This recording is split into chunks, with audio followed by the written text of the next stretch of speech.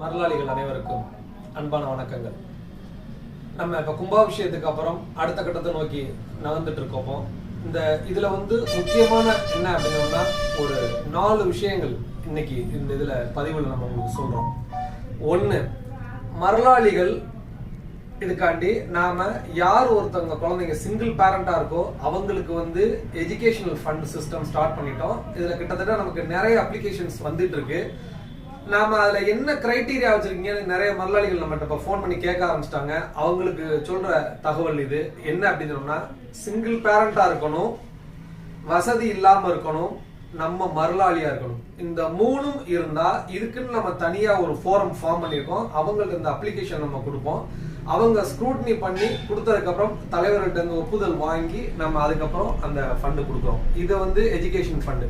இதுவரை நம்ம என்ன பண்ணிருக்கோம் அப்படின்னு சொன்னோம்னா இந்த 3 பிள்ளைங்களுக்கு கிட்டத்தட்ட 96,000க்கு 50,000 ஏற்கனவே ஒரு பேமெண்ட் கொடுத்து முடிச்சாச்சு. அடுத்து 28,500 இந்த 22ஆம் தேதி மீட்டிங்ல தலைவர்கிட்ட ஒப்புதல் வாங்கி நம்ம கொடுக்க போறோம். அதுக்கப்புறம் ஒரு 15,000 ஒரு குழந்தைக்கு கொடுக்கணும். இந்த கிட்டத்தட்ட இந்த 96,000 நம்ம மரலாளிகள்ட்ட இருந்து வர ஆரம்பிச்சாச்சு. நமக்கு என்ன இதுல ஒரு இன்கன்வீனியன்ட் அப்படின்னா ஒரு 6வது படிக்கிற பிள்ளையோ 7வது படிக்கிற பிள்ளையோ நம்ம எடுக்கிறோம் அப்படின்னு சொல்லி வச்சோம்னா 10th வரை நம்ம அந்த ஃபண்டை கொடுத்துக்கிட்டே வருவோம்.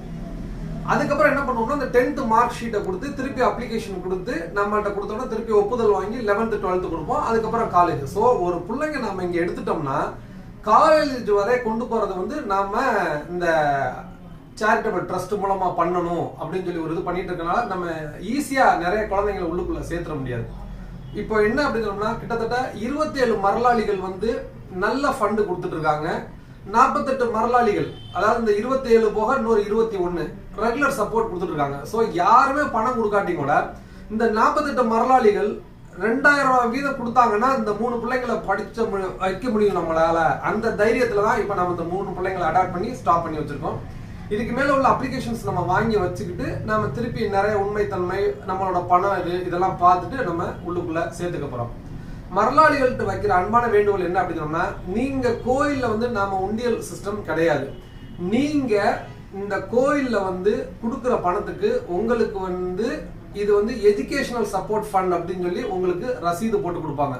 நீங்க வேண்டுதல் பணம் நீங்க வச்சுட்டு இருப்பீங்க இல்லைங்களா, அதை கொண்டு நீங்க பூசாரிகிட்ட கொடுத்தீங்க அப்படின்னு சொன்னா நம்ம கோயில்ல உண்டியல் கிடையாது. அதுக்கு பதிலாக என்ன பண்ணுவாங்க அப்படின்னா இப்போ ஃபார் எக்ஸாம்பிள் நீங்க ஒரு 4,000 ரூபாய் கொடுக்குறீங்க அப்படின்னா அந்த உண்டியல் இதை எண்ணிட்டு அந்த 4,230 ரூபா அப்படின்னு சொல்லி உங்களுக்கு ஒரு ரசீது கொடுப்பாங்க. அதுல என்ன பண்ணுவாங்கன்னா எஜுகேஷனல் ஃபண்ட் அப்படின்னு சொல்லி கொடுப்பாங்க.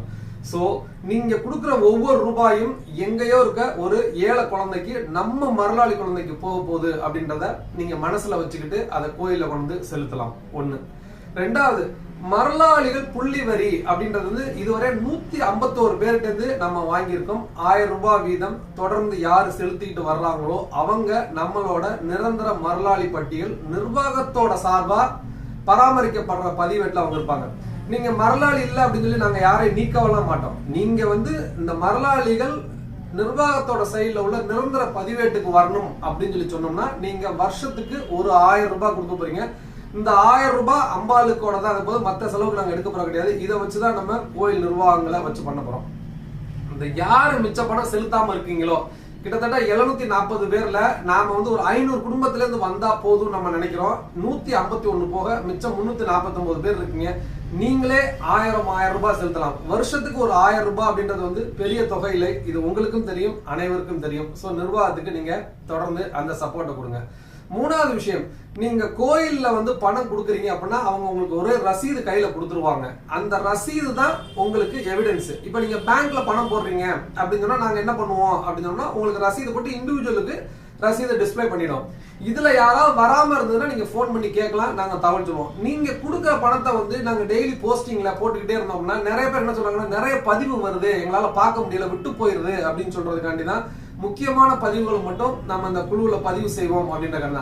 நீங்க பாத்தீங்கன்னா நித்திய பூஜை மட்டும்தான் இப்ப நம்ம பதிவே பண்ணிட்டு இருக்கோம். இப்ப நிர்வாகத்துல இருந்து நித்திய பூஜை பண்றோம்னா கூட அதை கூட இப்ப நம்ம பதிவு பண்ற கிடையாது. ஏன்னா அதுல இருந்து ஒரு பதிவை குறைக்க முடியுமா அப்படின்னு சொல்லி நாங்க பார்த்துட்டு இருக்கோம். இதுக்கு நீங்க நிர்வாகத்துல சப்போர்ட் பண்ணோம். இதெல்லாம் தாண்டி நம்ம குலதெய்வ கோயில்ல ஒரு விஷயத்தை நீங்க நல்லா தெளிவா மனசு வச்சுங்க. நம்ம முன்னோர்கள் எல்லாரும் உண்டாக்கி வச்சுட்டு போயிட்டு இருக்காங்க. இந்த நாம அடுத்த கட்டத்துக்கு எடுத்துட்டு போறோம். அது என்ன அப்படின்னு சொன்னா திருவிழா. இந்த 10 நாள் திருவிழாக்கும் 10 நாள் உபயதாரர்கள் கிடைச்சிட்டாங்க. நம்ம இப்ப என்ன பண்ணணும், நம்ம எல்லாரும் கலந்து இந்த திருவிழாவை எப்படி நடத்த போறோம் அப்படின்றதுக்காண்டி தலைவர் வந்து 22ஆம் தேதி மீட்டிங் வச்சிருக்காங்க. அதுக்கு வந்து உங்களுக்கு பர்சனலா எல்லாருக்கும் அழைப்புதல் அனுப்பிச்சிருக்காங்க. நிர்வாகத்தின் சார்பா நாங்கள் செயலாளர் என்ற முறையில் அழைப்பு விடுக்கிறேன். அனைவரும் இந்த 22ஆம் தேதி இந்த திருவிழா கூட்டத்தில் கலந்து கொண்டு உங்களது கருத்துக்களை பதிவு செய்து நாம் அடுத்த கட்டத்திற்கு செல்வோம்.